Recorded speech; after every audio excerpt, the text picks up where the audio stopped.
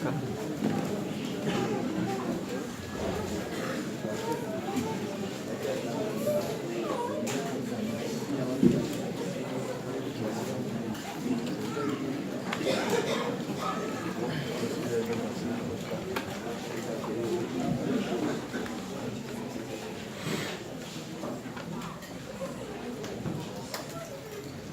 que o nosso irmão André está trazendo, e especialmente nessa manhã: o Senhor é o meu pastor e nada me faltará. Será que nós precisamos de um fundamento melhor que esse para a unidade, o assunto que nós estamos tratando? Será que alguém poderia apresentar uma pessoa melhor, um pastor melhor, um cabeça melhor, uma pessoa melhor, mais perfeita do que o Senhor Jesus Cristo? Eu creio que o irmão está trazendo, nos fazendo apreciar cada vez mais e cada dia mais, cada leitura que é feita, a pessoa do nosso amado Salvador. Certamente vai contribuir para que a gente continue pensando nesse assunto da unidade com mais proveito. Nós temos todos os motivos para ficarmos verdadeiramente unidos, atraídos à pessoa do Senhor Jesus Cristo.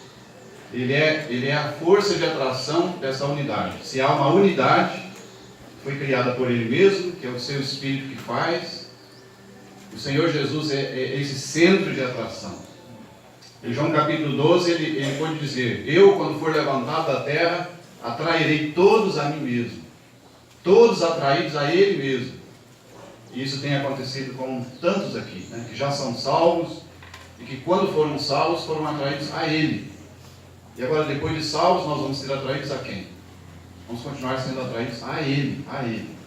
E quando Ele falou acerca da sua igreja, né, antes mesmo de edificar a sua igreja, mas quando Ele falou que haveria de edificar a sua igreja, Ele disse: onde estiverem 2 ou 3 reunidos, ou atraídos ao meu nome, ali estou eu no meio.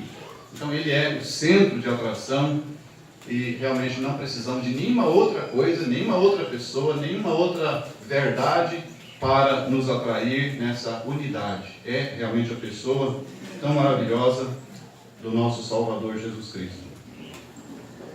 O hino 580 que nós cantamos ontem fala sobre isso: um só rebanho, um só pastor, uma só fé em um só Salvador. E diz a primeira estrofe: é teu amor que nos une, é teu amor que nos une aqui, e num só Espírito adoramos a Ti. E a terceira estrofe daquele hino diz assim: um só rebanho, um só pastor, ó Cristo, és digno do nosso louvor. Tu és o imã que nos atrai. Tu és o imã que nos atrai.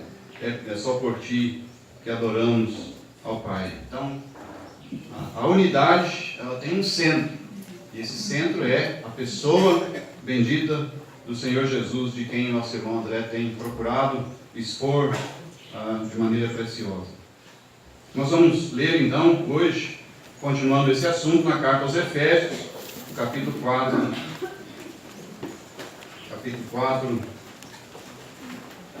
e o verso 1 até o verso 3.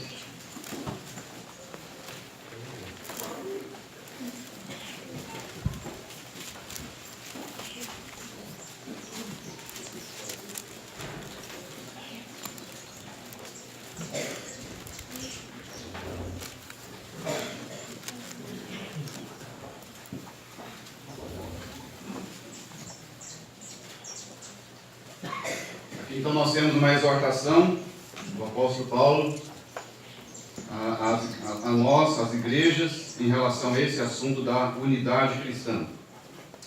Capítulo 4, verso 1.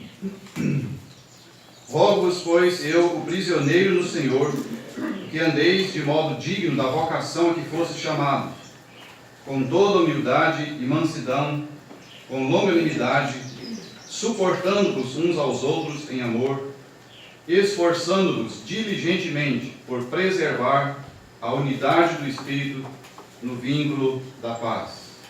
nós vamos ficar hoje só com esses 3 versículos. Nosso desejo é depois ler os versículos 4 até 6 e pensar nas bases dessa unidade. Mas vamos ficar hoje então só com esses 3 versículos iniciais. Como manter a unidade? Esse assunto traz muitas dúvidas, traz muitos questionamentos. E ontem, então, ouvi tantas perguntas e outros irmãos também nos sugerindo algumas coisas, nos ensinando outras coisas. Mas realmente esse é um assunto que vai trazer muitos questionamentos. Mas é bom assim, que provoca, faz a pessoa mergulhar nas Escrituras e pesquisar. É isso mesmo. Então é com esse objetivo mesmo, de fazer questionamentos, fazer com que nós voltemos os nossos olhos para a Palavra de Deus e diz, é isso mesmo? Eu não tinha certeza disso aqui, então vou estudar, vou procurar, vou pesquisar, para que eu possa ter convicção. Então o nosso propósito realmente é que cada irmão, cada crente, cada salvo aqui, cada igreja local representada aqui, possa se preocupar em aprofundar-se nas Escrituras em relação a esse assunto. Eu preciso ter convicção sobre isso. Eu não posso continuar a minha vida cristã sem saber onde eu estou, quem que eu sou, para onde vou, que posição que eu tenho que tomar. Não, que cada crente aqui seja desafiado a encontrar nas Escrituras convicções firmes, inabaláveis, e tomar essas convicções e usar elas para a sua própria vida pessoal, usar também para os outros irmãos, para a igreja local e para as igrejas locais. Então, o nosso desejo hoje, com a nossa consideração nessa manhã, é como manter a unidade. E nós lemos aqui no versículo 3, que a nossa responsabilidade, o que o Senhor nos chama a fazer em relação à unidade, é preservar aquilo que já foi feito, e foi feito com perfeição. Nós não somos chamados aqui pelo apóstolo Paulo em Efésios capítulo 4, e nem em nenhuma outra parte da Escritura, nós não somos chamados a construir uma unidade. Porque se nós nos unirmos aqui para construirmos uma unidade, nós estaremos fazendo uma outra construção e desprezando aquela que já foi feita. Então nós não podemos desprezar aquela construção que já foi feita, a unidade do Espírito que já foi feita de uma vez por todas. O corpo de Cristo já foi formado, não precisa criar outro corpo, não precisa ser criado outros corpos.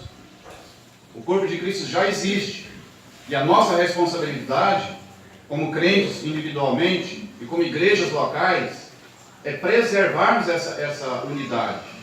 Como que a gente vai fazer isso? É o que a gente vai propor nessa manhã.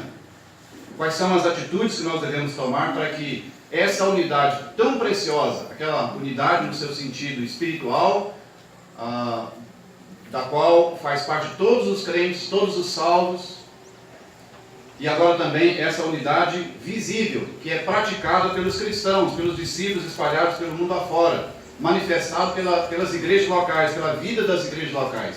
Como é que nós vamos manter essa unidade? Na igreja local, com as igrejas vizinhas da nossa região, com as igrejas do nosso estado, do país e assim por diante. Como é que nós vamos manter a unidade? É um assunto muito importante. Porque se nós, como nós temos considerado, se nós não somos um partido denominacional, se nós não criamos para nós um partido denominacional e não somos uma denominação, como é que a gente vai conseguir manter a unidade, sendo que alguns já formaram outros partidos, outros corpos, e construíram cercas em volta dos seus corpos denominacionais? E nós?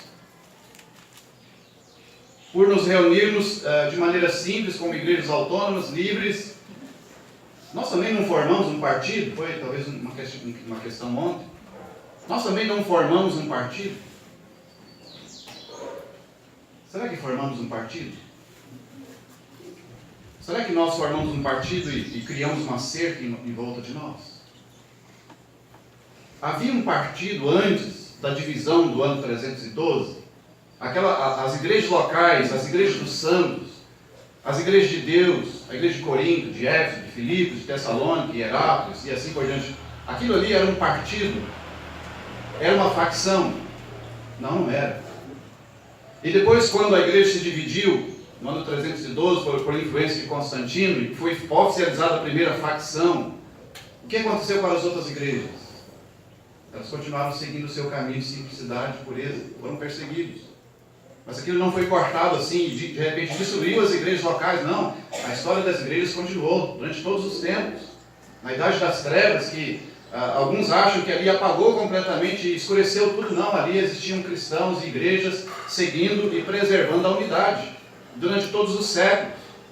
Houve reavivamentos aqui, outros ali, mas que houve uma linha de pessoas que mantiveram-se no lugar onde sempre deveriam estar. E agora, quando nós nos reunimos desta forma, não fomos nós que nos separamos das denominações, não fomos nós que criamos um partido para nos reunir dessa forma. Nós simplesmente estamos mantendo como os irmãos reuniram no início, sem formar um partido sectário, sem construirmos uma cerca em volta de nós para nos separarmos de todos os outros irmãos. Os outros criaram os seus partidos e cercaram, através das suas confissões de fé, através dos seus governos locais, através de uma hierarquia de governo, através de outros centros que foram tomados e as pessoas vão sendo atraídas para aquele centro. Nós simplesmente permanecemos no lugar de onde nunca deveríamos ter saído, ou nunca devemos sair, o terreno das Escrituras, como igrejas de Deus, como igrejas dos santos, simplesmente isso.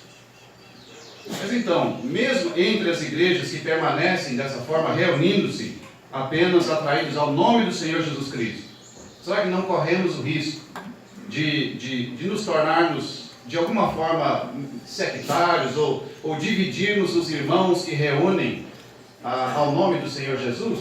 Corremos esse sério risco. E tantas vezes nós erramos, cometemos erros, e fazemos com que irmãos que reúnem numa igreja local aqui e outros que reúnem ali não tenham comunhão uns com os outros. Para vergonha, nós temos que confessar isso. Como manter a unidade visível, para que o mundo veja essa unidade sendo praticada por nós? Então, eu separei aqui pelo menos três pontos, ou 3 atitudes, 3 disposições que nós precisamos ter para que essa unidade seja mantida, seja preservada e seja visível ao mundo. Então, em primeiro lugar, primeiro ponto, uma compreensão clara, uma convicção firme da importância desse assunto. O assunto da unidade cristã, da unidade do corpo de Cristo. Nós precisamos ter uma noção muito clara da importância desse assunto. E é o que talvez a gente esteja percebendo que alguns não têm essa noção. Eles não têm preocupação em relação ao denominacionalismo, eles não têm preocupação em relação às igrejas que vão se diferenciando umas das outras e vão se separando mesmo entre nós. Os irmãos não se preocupam com isso. Tantos irmãos não têm preocupação com isso. Eles deixam a coisa rolar, eles deixam ir de acordo com o vento, de acordo com a onda. Não, se nós quisermos praticar a unidade do Espírito e preservar a unidade do corpo de Cristo e manifestarmos isso visivelmente, nós precisamos ter uma grande preocupação com o assunto unidade do Espírito. Nós vamos ter uma convicção, uma compreensão da importância desse assunto. Onde nós vamos encontrar apoio para nós ficarmos preocupados com esse assunto? João capítulo 17. Que nós consideramos nos primeiros dias. A unidade foi o pedido do Senhor Jesus Cristo. É o anelo do Senhor Jesus Cristo. É o desejo do coração do Senhor Jesus. E Ele falou isso ao Pai com voz audível para que os seus discípulos que estavam ali escutassem isso, para que eles pudessem perceber. Foi isso que o Senhor pediu. Pai, guarda-os em Teu nome. Guarda-os nessa unidade, santifica-os na Tua palavra para que eles sejam um, para que eles sejam um, para que eles sejam um. 3 vezes ele repetiu isso, frisando aquilo que precisava ser gravado na mente daqueles discípulos. Ele disse, não peço somente por estes, mas também por aqueles que vierem a crer em mim por intermédio da Sua palavra, para que sejam um, para que o mundo creia que Tu me enviaste, para que o mundo conheça que Tu me amaste. Ele está pedindo isso, é o seu desejo, é a sua súplica ao Pai. Isso nos basta para saber que o assunto é importantíssimo, é fundamental, é o desejo do nosso Salvador, é o desejo do nosso sumo pastor, é o desejo do nosso cabeça, é o desejo do dono da igreja. E ele falou com o Pai de maneira audível para que os seus discípulos escutassem e isso ficasse registrado para que nós hoje tomássemos conhecimento. Esse é o desejo do Senhor, que a unidade seja mantida. Não foi o plano dele que depois de 2 séculos ele abrisse mão desse assunto e dissesse: agora vocês podem se dividir à vontade, que eu não vou me importar mais, agora sou uma pessoa atualizada, eu agora sou um salvador atualizado, então eu não me importo mais com as divisões, podem se dividir, quanto mais dividir é melhor, porque aí vocês vão alcançar os povos melhor. Não, ele não mudou de assunto, ele não mudou de pensamento, o seu coração continua magoado. O seu coração certamente está entristecido ao ver a confusão em que se tornou o denominacionalismo. A confusão religiosa que se faz em nome dele, mas não pode ser em nome dele. Ele não apoia essa confusão. Ele não tem participação nisso. Ninguém pode culpar o Senhor Jesus Cristo pela confusão religiosa que está fazendo com que mais e mais pessoas a cada dia se tornem ateus. Ele não é culpado disso, ele não concorda com isso, ele não apoia isso. E nós não podemos apoiar se ele não apoia. Nós não podemos amar se ele não ama. Nós não podemos impor as nossas mãos se ele não faz isso. Então, como manter a unidade? Nós precisamos ter, em primeiro lugar, a compreensão da importância desse assunto. Esse assunto ele é muito importante, não podemos deixar para lá, não podemos deixar passar. Se a gente não tiver essa convicção firme, essa compreensão firme da importância desse assunto, 2 coisas. Ou nós vamos ser aqueles crentes que não nos importamos com o denominacionalismo, não vamos nos importar com as divisões que há, com as milhares, centenas, milhares de divisões que há, vamos ignorar as divisões e vamos viver a nossa vidinha sem nem pensar nessas coisas. Ou, por outro lado, se nós não formos esses que eu não me importo com as divisões, importa que o Evangelho seja pregado, não me importa, não preocupa com esse assunto. Muitos são assim, mas pode ser que também nós tomemos um lado contrário a esse. Eu estou muito preocupado com as divisões, com as denominações, cada dia mais cresce, cada vez mais confuso. Então o que nós vamos fazer? Nós vamos fortalecer o nosso partido. Nós temos que crescer, nós temos que fortalecer, nós temos que firmar o nosso partido. Ou a gente está de um lado ou está de outro, infelizmente. E eu não estou desse lado de querer fortalecer o nosso partido, porque eu não tenho partido. E eu estou certo que os irmãos aqui não têm partido. Nós temos um Salvador. Nós pertencemos a esse Salvador que nos deu uma doutrina e nos chamou para participar da sua igreja, da sua família, e nos deu o seu Santo Espírito, e agora através da sua palavra ele diz: esforcem-se diligentemente por preservar a unidade do Espírito no vínculo da paz. É essa a nossa participação, preservar a unidade do Espírito. Então, se a gente não tiver uma compreensão da importância da unidade do Espírito, de manter a unidade do Espírito, ou a gente vai ser aqueles crentes que estou nem aí para essas divisões, eu vou continuar a minha vida, não me importo com essas coisas. Ou a gente vai ser aquele partidário que vai trabalhar para fortalecer o seu partido, para que a gente ganhe mais pessoas do partido de lá, desse partido de cá, e a gente não perca ninguém para os outros partidos. A gente fecha o nosso partido e fortalece o nosso partido. Isso acontece na política, mas entre os cristãos não deve acontecer nunca. As igrejas locais, as igrejas de Deus, devem se fortalecer na doutrina dos apóstolos, devem conhecer as Escrituras, devem fortalecer a sua fé, as suas convicções na palavra de Deus. E isso é incentivado. Paulo orava pelos cristãos das igrejas locais que ele conhecia, e até mesmo daqueles que ele não conhecia, como a igreja de Colossos, que ele não conhecia. Ele diz: olha, eu quero que os irmãos saibam quão grande luta venho mantendo por vós em oração. E como é que Paulo orava? Lutando por aqueles irmãos. Ele diz: para que aqueles irmãos tivessem conhecimento, entendessem mais e mais do mistério de Cristo, conhecessem mais a Cristo, para se tornarem firmes. na pessoa de Cristo, na comunhão com a pessoa do Senhor Jesus Cristo. E quantas pessoas hoje estão trabalhando dentro do seu partido denominacional e são firmes, são fiéis e estão fortalecendo o seu partido, achando que estão fazendo a vontade do Senhor. Mas o Senhor não nos chamou para criarmos um partido e fortalecermos esse partido em nome dele. O Senhor nos tem chamado a manter a unidade, a comunhão com todos os que são salvos e que se reúnem conforme a sua palavra, obedecendo a sua palavra, reconhecendo ele como cabeça único da igreja, como pastor único e supremo da igreja, e a sua palavra como única regra de fé, as Escrituras, única regra de fé e prática da igreja. É isso que o Senhor deseja de cada um de nós. Então esse é o primeiro ponto que eu queria enfatizar. Nós precisamos ter na nossa mente a compreensão da importância desse assunto, a unidade do Espírito. Em segundo lugar, na segunda disposição que nós devemos ter para manter a unidade na nossa igreja local, com as igrejas da nossa vizinhança, com as igrejas que nós temos relacionamento.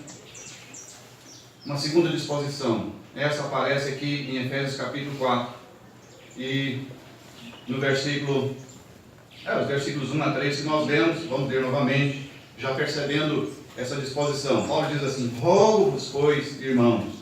A maneira como Paulo já pede os irmãos, exorta os irmãos, ele usa uma palavra forte: eu rogo, eu suplico a vocês, irmãos. Rogo-vos, pois, eu, o prisioneiro no Senhor, que andeis de modo digno da vocação a que foste chamados. Como que é que nós devemos andar?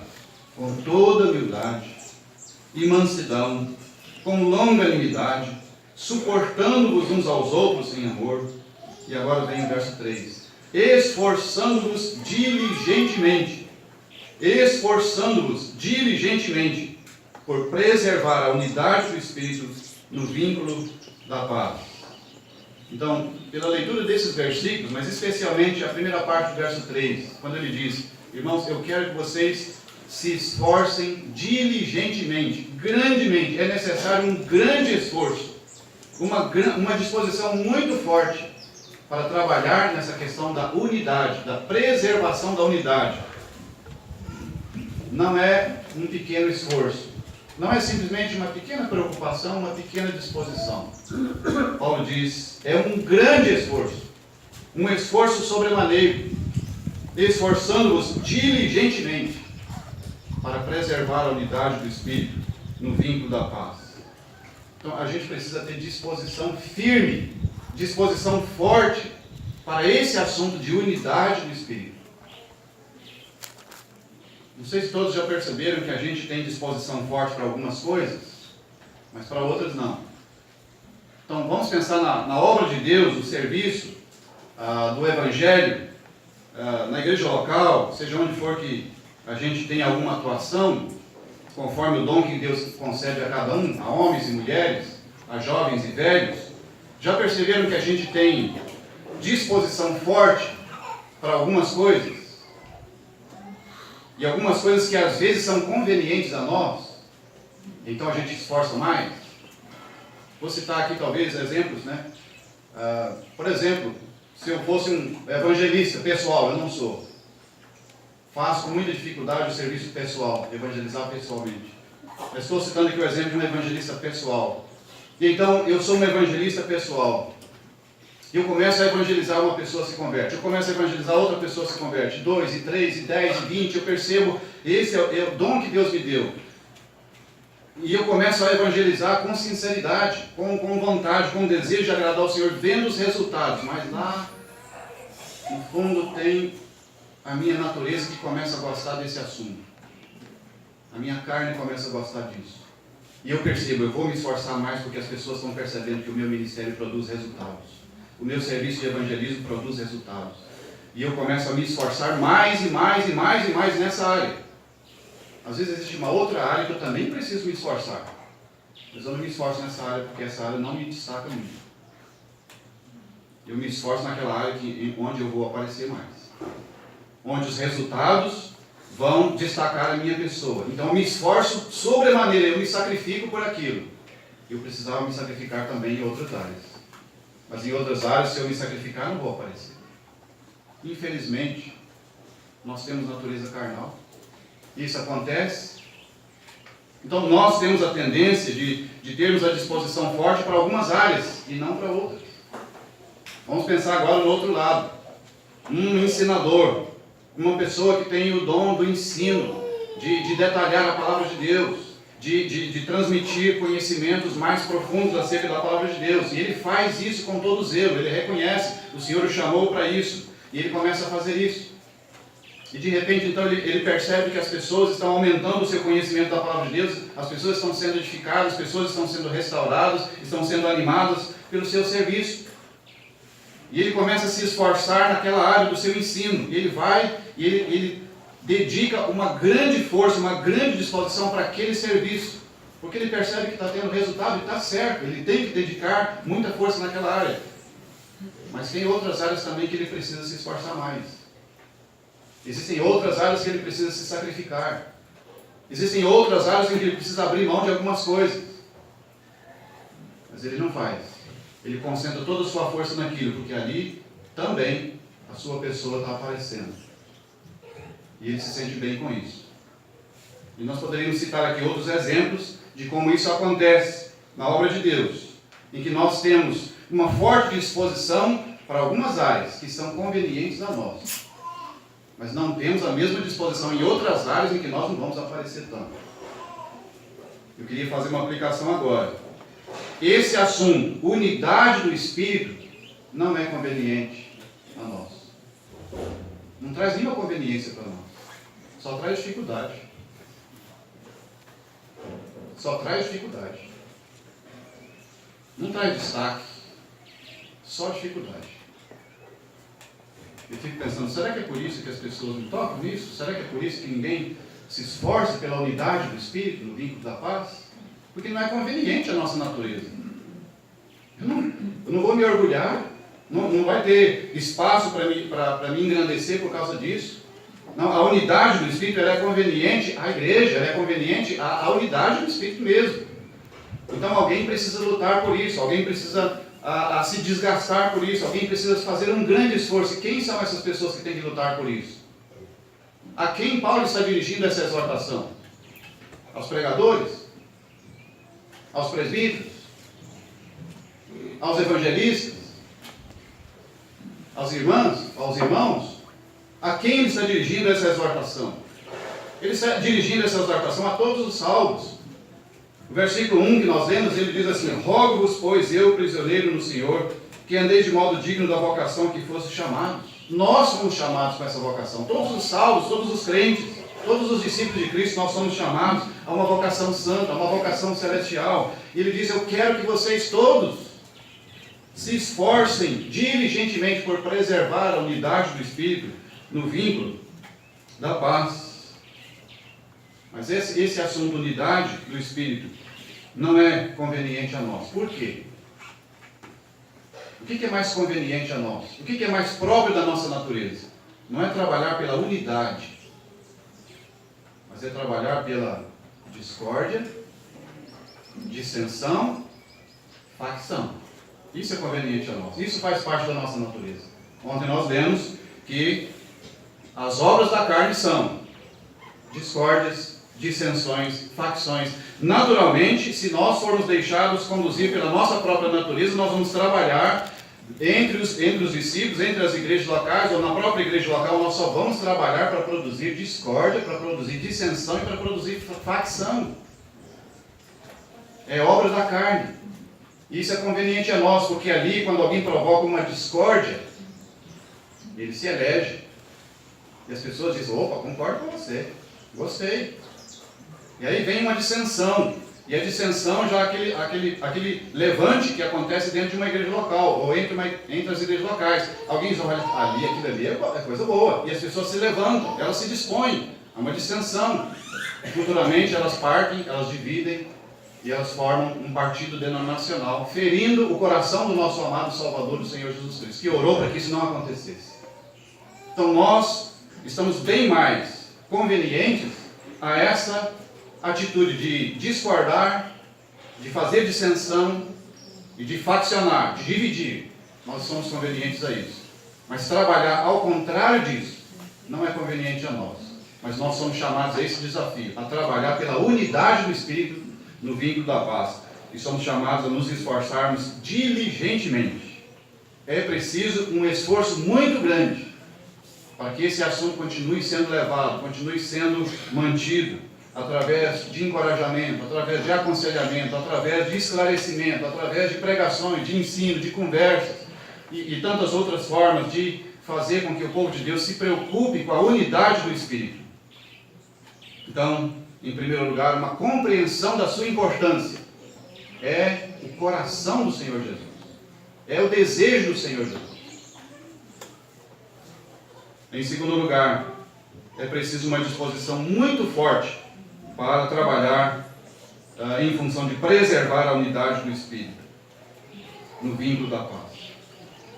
Em terceiro lugar, o que é necessário, o que é pedido a nós. Versículo 3: esforçando-vos diligentemente por preservar a unidade do Espírito no vínculo.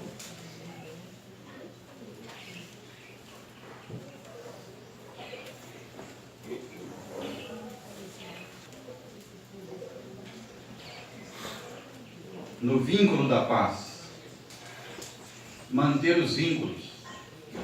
Se nós queremos que haja uma prática da unidade visível, então os vínculos precisarão ser mantidos.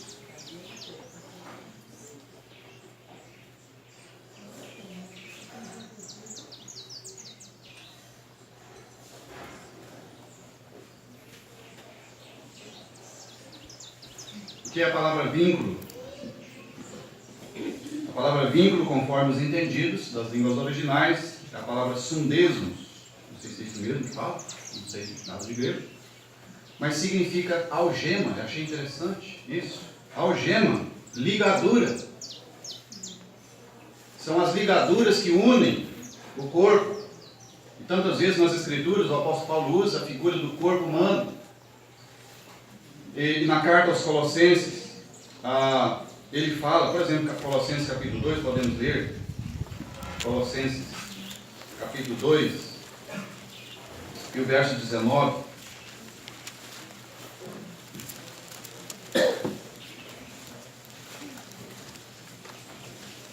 Colossenses capítulo 2, o verso 19, ele diz: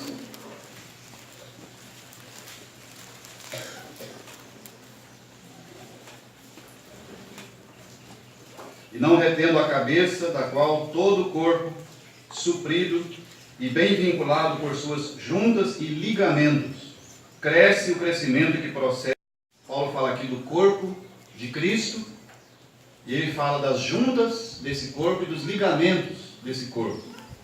A gente sabe que o nosso corpo só pode funcionar, a gente só pode andar, correr, levantar, sentar, fazer os movimentos, né, com o braço, com as mãos, com o pescoço, porque existem duas coisas juntas que possibilitam os movimentos, e existem os ligamentos que amarram as juntas, não permitem que o corpo se desmorone, né? Se de repente tira todos os meus ligamentos, vai cair um monte de membros aqui no chão, desconjuntado. Então, mas porque nós temos juntas que possibilitam os movimentos, e nós temos os ligamentos que ligam essas juntas, que amarram essas juntas, que não deixam essas juntas se separarem, é por isso que o corpo funciona. Pode funcionar perfeitamente porque tem ligamentos, tem ligaduras, tem algemas, né? É essa palavra que Paulo usa aqui em Efésios capítulo 4. Vínculo da paz. Existem ligamentos que mantêm a comunhão, que mantêm a paz entre os cristãos, no relacionamento cristão, no relacionamento fraternal, e também no relacionamento com as outras igrejas locais. Existem ligamentos, ligaduras, vínculos. E nós precisamos nos esforçar diligentemente para manter esses ligamentos, para manter essas ligaduras, para manter esses vínculos. E aqui o primeiro vínculo mencionado em Efésios capítulo 4, vínculo da paz. A paz de relacionamento precisa ser mantida na igreja. A igreja local precisa ter paz, a paz precisa reinar no ambiente de uma igreja local. Certamente todos os que estão aqui, que já fazem parte de uma igreja local há vários anos, sabem que coisa desagradável é quando a paz vai embora de uma igreja local. O ambiente fica ruim. Parece que a coisa fica amarrada. Não há alegria. E a palavra de Deus parece que não produz resultado ali, porque a paz foi embora. Mas depois, quando há reconciliação, quando há arrependimento, quebrantamento, há perdão, a paz volta. E agora a palavra de Deus se torna nova. A alegria, a força, o vigor, refrigério, avivamento. Porque a paz é trazida de volta. Então, se nós nos preocupamos com essa questão de unidade do Espírito, sendo praticada, visível, manifestada diante do mundo, nós precisamos pensar na paz. Primeiramente, na minha paz com os meus irmãos na igreja local. Eu preciso me preocupar se a paz está realmente reinando na igreja onde eu estou reunindo. E eu preciso me preocupar muito com isso, eu preciso trabalhar por isso, eu preciso buscar isso com todo empenho, com toda força. E se eu percebo um assunto aqui e outro assunto ali que está começando a tirar a paz, eu preciso apagar isso, eu preciso apagar aquilo. Pequenas faíscas que vão provocar um incêndio, que vai estragar a obra de Deus, precisam ser apagados. Eu não posso jogar fogo, não posso jogar lenha, eu não posso jogar gasolina numa faísca. Nós precisamos trabalhar incansavelmente para manter a paz no nosso relacionamento na igreja local. Mas depois nós alcançamos essa paz na igreja local. Vamos parar? Não. Nós precisamos alcançar a paz também com a igreja mais próxima, com aquela outra igreja pequena, com aquela igreja maior, e nós vamos estender essa paz para as outras igrejas locais. É preciso trabalhar, esforçar diligentemente para que a paz que nós conseguimos numa igreja local, ela se estenda também para as outras igrejas. E a gente possa manifestar isso de maneira mais visível ao mundo que nos observa. E uma igreja local, ela é observada pelos vizinhos ali. Mas as igrejas locais, elas são observadas por uma região maior. E quando uma região maior, ela percebe, olha, aquela igreja ali não combina com a de lá. Olha, aquela ali não tem comunhão com essa. Isso é uma vergonha para nós. Isso atrapalha a pregação do Evangelho. Isso atravanca a obra de Deus. Isso só atrapalha, só atrasa a obra de Deus. Então, um esforço muito grande para trabalhar nesse assunto, mantendo os vínculos, mantendo o vínculo da paz. O apóstolo Paulo, ele diz na carta aos Romanos, na carta que ele escreveu aos Romanos, ele vai dizer assim, lá no versículo 18: se possível, quanto depender de vós, tende paz com todos os homens.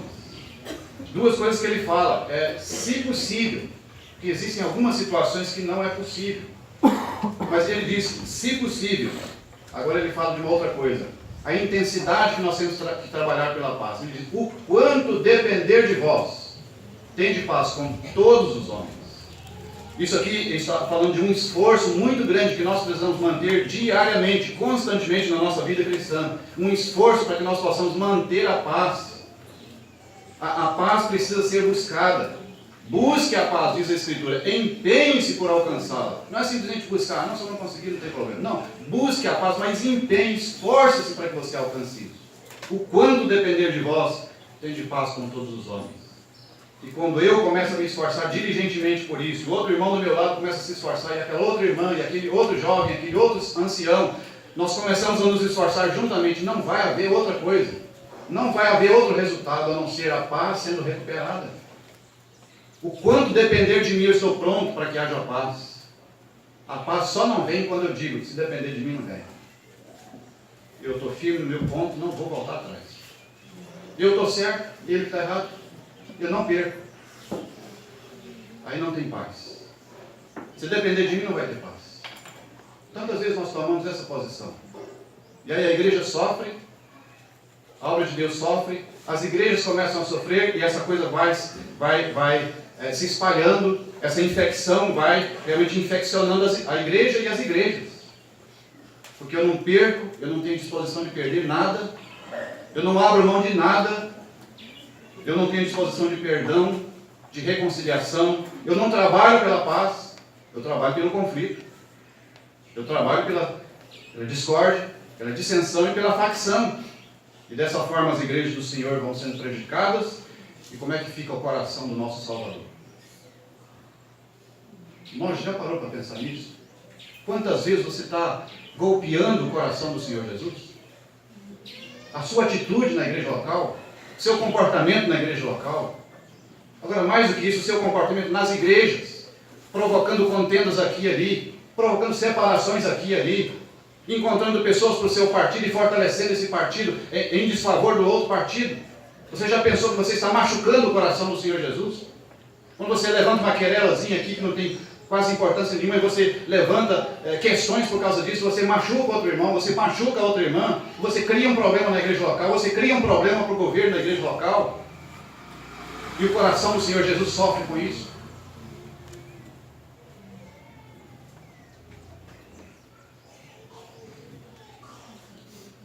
Esforçando-vos diligentemente por preservar a unidade do Espírito no vínculo da paz.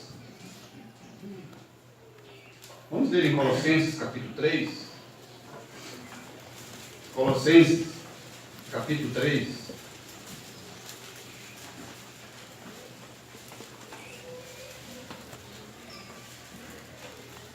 Nós vamos ver acerca de um outro vínculo, uma outra ligadura que nós não podemos deixar, que nós não podemos, precisamos trabalhar por ela, por esse vínculo.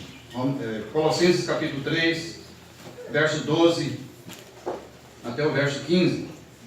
Paulo diz assim: revestidos, pois, como eleitos de Deus, santos e amados. Notem as expressões, gente. Note as expressões e vamos nos analisando diante desse texto.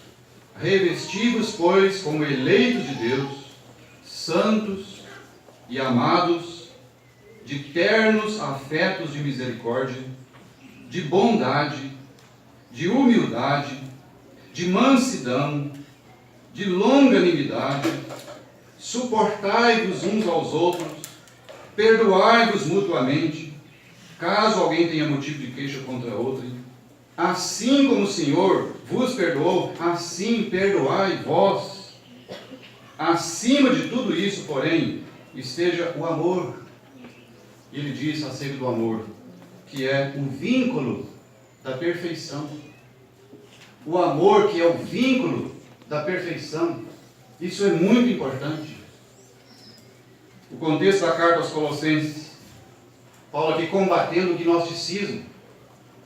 E os gnósticos consideravam que o vínculo da perfeição era o conhecimento, inteligência, capacidade de compreender as coisas, a capacidade de compreender coisas profundas. Eles consideram isso que é o vínculo da perfeição. As pessoas têm que entender, têm que ter doutrina detalhada na mente, e isso é o vínculo da perfeição. E Paulo vem e diz: não é. O vínculo da perfeição é o amor. Acima de tudo isso, porém, esteja o amor, que é o vínculo da perfeição. E aqui está um golpe que derruba o gnosticismo na época. Não perdeu seu valor para nós hoje, que ainda tem uma raiz de gnosticismo ainda. Em nós, quem sabe, entre nós, que considera que se eu entender detalhadamente cada doutrina da igreja e do evangelho, detalhadamente, eu preciso conhecer detalhadamente e profundamente as doutrinas, isso vai nos conduzir à perfeição. Que engano, que ilusão. Porque nós temos encontrado pessoas que conhecem detalhadamente várias doutrinas do evangelho e várias doutrinas da igreja, e não conseguem manter a paz dentro de casa. Se não consegue manter a paz dentro de casa, não consegue manter na igreja local. O vínculo da perfeição é o amor, é aquilo que invade o nosso coração pelo Espírito Santo que nos foi dado, é pelo Espírito Santo que o amor de Deus é derramado em nossos corações. Então, pelo amor nós somos dirigidos, inclinados à perfeição.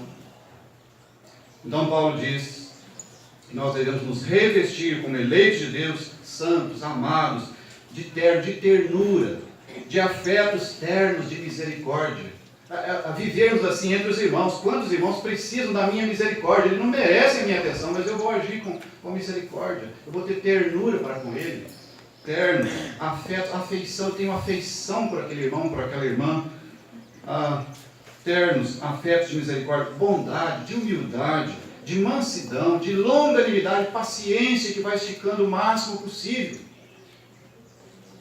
para não rachar. e alguém diz assim, não tinha, rachamos, não tinha como tolerar mais. Já tinha 3 meses que a coisa estava desse jeito? 3 meses. Onde está a longanimidade? Alguém contou acerca de dois grandes nomes da história, né? Escritores e pregadores muito profundos na palavra de Deus, né? E um deles, depois de algum tempo, criou um certo problema, e o outro irmão disse para ele, quanto tempo você esperou? Eu esperei 6 meses. E o outro irmão disse, olha, lá nós teríamos esperado 6 anos. Longanimidade, paciência. Isso é preciso para que haja a manutenção da ordem, a manutenção da comunhão, a manutenção da unidade do Espírito sendo manifestada visivelmente pela prática dos cristãos nas igrejas locais. E chega então no versículo 14, quando ele diz, verso 13, quando ele diz, suportai-vos uns aos outros, perdoai-vos mutuamente. Perdoai-vos mutuamente. Aqui um ponto que talvez outros irmãos poderiam depois em casa desenvolver. Perdoai-vos mutuamente. Mas eu e o Leopoldo, né, um exemplo aqui, brigamos, discutimos. Leopoldo estava errado, eu estava certo. E aí então, eu fico esperando o Leopoldo me pedir perdão. Se ele me pedir perdão, eu perdoo. Se não pedir, não perdoo. Será que na nossa discussão só ele estava errado? Não, eu também estava. Porque quando 2 crentes brigam, os 2 estão errados. Pode ser que um tenha causado a coisa, mas se os 2 brigaram e discordaram, os 2 estão errados. E Paulo, quando escreveu a carta aos Filipenses, ele fala acerca de 2 irmãs, rogo a Sintique e rogo a Evódia, pensem concordemente no Senhor. Ele pede que um irmão ajude aquelas 2 irmãs. Aquelas 2 irmãs trabalharam juntas no Evangelho, e por algum motivo agora elas estavam separadas, não sabemos como, mas elas estavam separadas e não estavam trabalhando mais juntas. E Paulo, quando vai corrigir esse assunto, ele diz, rogo a Sintique, rogo a Evódia, pensem concordemente no Senhor. O que ele quer dizer? Ele não está querendo dizer, olha, Evódia, você que estava certa, então espera Sintique te procurar e pedir perdão. Ou ele não diz para Sintique, olha, Sintique, você que estava errado, você tem que consertar e pedir perdão a outra irmã.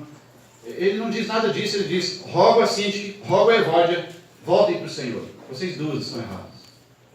Vocês 2, voltem para o Senhor. Vocês têm um ponto de reconciliação, é no Senhor, volta para o Senhor. Reconcilia no Senhor. E tantas vezes, questões que surgem entre nós, elas só podem ser resolvidas quando nós encontrarmos um ponto em comum. É no Senhor. Ele estava mais errado do que eu, mas eu também estou errado. Então nós vamos voltar para o Senhor e vamos nos reconciliar. E aí vai haver perdão mútuo. Perdoando-vos mutuamente, uns aos outros. Perdoai-vos uns aos outros, mutuamente, caso alguém tenha motivo de queixa contra outro. E ele diz, assim como o Senhor vos perdoou, olha, o padrão é elevado. Assim como o Senhor vos perdoou, perdoai vós também. Quais são os motivos que nós temos para dizer assim, não dá para perdoar? Não dá para perdoar. Isso aí não dá para perdoar. Pensa se o Senhor Jesus tivesse falado essas palavras a respeito dos seus pecados. Não, isso aí não dá para perdoar. Então agora age com seu irmão conforme o Senhor Jesus agiu. Perdoai-vos uns aos outros. Assim como o Senhor perdoou, assim também perdoai vós. E ele termina dizendo, acima de tudo isso, porém, esteja o amor, que é o vínculo da perfeição. Então temos falado de 2 vínculos, o vínculo da paz, aquela busca pela paz, no ambiente da igreja local e nas igrejas, buscarmos a paz, trabalharmos pela paz, e agora também esse segundo vínculo, o vínculo do amor. E João capítulo 13, o Senhor Jesus Cristo disse para os seus discípulos, nisto conhecerão todos que sois meus discípulos, se tiverdes amor uns aos outros. Ele não disse assim, nisso conhecerão todos que sois meus discípulos, se vocês seguirem essa e essa doutrina. Não. Nisso conhecerão todos que sois meus discípulos, se tiverdes amor. As pessoas vão olhar, e se eles perceberem que os cristãos se amam, eles vão perceber quem são os seus discípulos. quero finalizar apenas lendo então agora Tiago, capítulo 3, deixar que a própria Escritura fale conosco. Carta de Tiago, capítulo 3.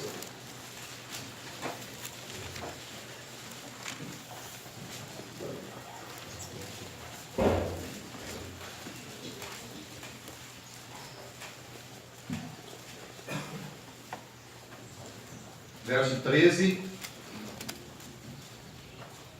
Vamos ler compassadamente para todos prestarem atenção nas expressões que aparecem aqui.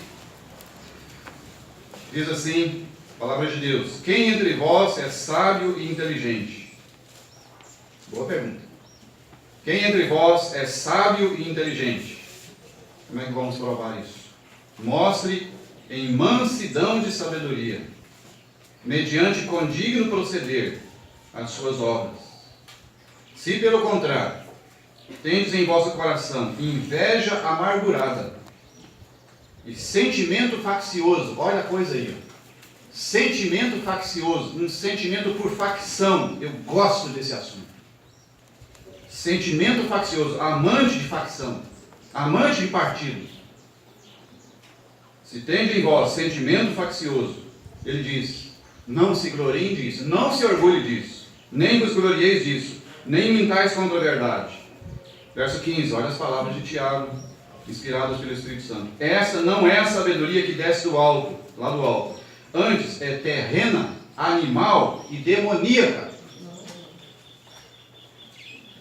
Se alguém tem sentimento faccioso, amante de facção, a palavra de Deus está dizendo que essa sabedoria, ela não vem do alto. Ela é terrena, ela é da terra, ela é animal, ela é demoníaca. Não sou eu que estou falando, é a palavra de Deus que diz, isso é demoníaco. Amar facção, a palavra de Deus diz, é demoníaco. E o verso 16 diz, pois onde há inveja, mais uma vez, e sentimento faccioso, o que há ali? Aí há confusão e toda espécie de coisas ruins. Isso aqui resume o mundo evangélico, resume. Onde há inveja e sentimento faccioso, aí há confusão e toda espécie de coisas ruins, que vocês muito bem sabem, das coisas que acontecem no mundo gospel, no mundo evangélico, no mundo chamado cristão, há toda espécie de coisas ruins, e que só prejudicam a pregação pura e simples do Evangelho. Nós falamos ontem que uma das causas do crescimento do ateísmo tem sido a confusão religiosa. Você vai pesquisar a raiz de um ateu, lá está uma raiz de amargura com alguma denominação ou a confusão religiosa. Verso 17, agora o contraste. A sabedoria, porém, lá do alto, olha a diferença. A sabedoria, porém, lá do alto é, primeiramente, pura. Depois, pacífica. Não é conflito, não. Não é conflito. A gente tem que tirar esse negócio da cabeça de criar conflito aqui, conflito ali, conflito aqui, conflito ali. Chega de guerra. A sabedoria que vem do alto, ela é pura. Depois, pacífica. Ela trabalha pela paz, pela pacificação. Ela é indulgente, tratável, plena de misericórdia. Plena de misericórdia. Não apenas alguma pouca misericórdia, mas plena de misericórdia. De bons frutos. Imparcial. Não é porque é da minha linha que vai ser tratado melhor, porque não é da minha linha que eu deixo para lá. É imparcial. Somos todos irmãos. Imparcial, sem fingimento.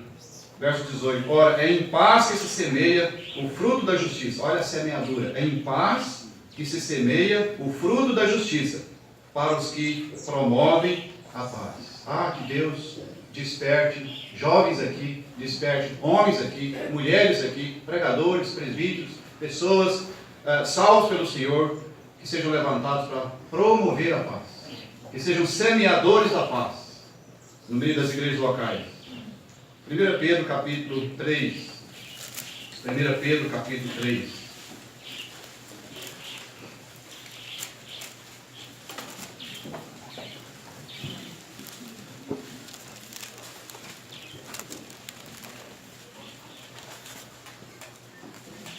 Eu ia ler só o verso 10 em diante, mas eu acho que o pensamento completo, do verso 8 em diante, fica melhor.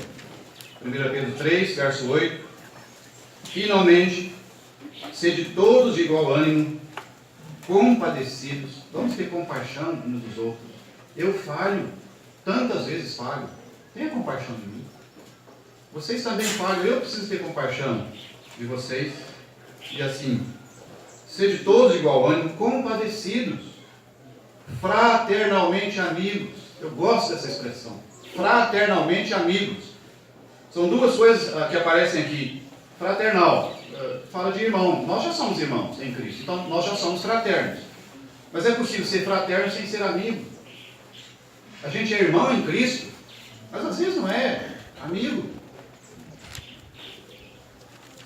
Pedro está dizendo, sede todos igual ânimo, compadecidos, fraternalmente amigos, que haja uma amizade íntima mesmo entre todos nós que somos de Cristo. E ele diz, misericordiosos, vamos usar de misericórdia uns para com os outros. Nós somos todos falhos e fracos, precisamos ser misericordiosos. Humildes, a humildade cabe bem em todo lugar. É imitar o nosso Salvador. Verso 9, não pagando mal por mal, ou injúria por injúria, antes pelo contrário, bem dizendo, pois para isso mesmo fosse chamados, a fim de receberdes bênção por herança. Pois, agora uma pergunta boa, pois, quem quer amar a vida e ver dias felizes?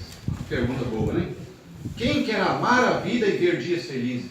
Quem quer felicidade nessa vida aqui, amar a vida e ver dias felizes? Refreie a sua língua do mal.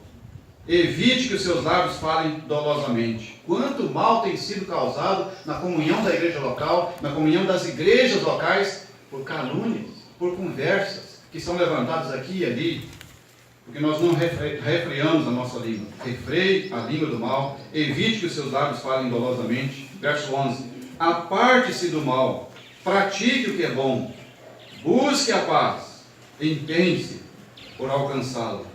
Busque a paz, empenhe-se por alcançá-la, porque os olhos do Senhor repousam sobre os justos, e os seus ouvidos estão abertos às suas súplicas, mas o rosto do Senhor está contra aqueles que praticam males. Que Deus, com sua graça, nos ajude a praticar essas coisas que nós temos aprendido na sua palavra. Amém.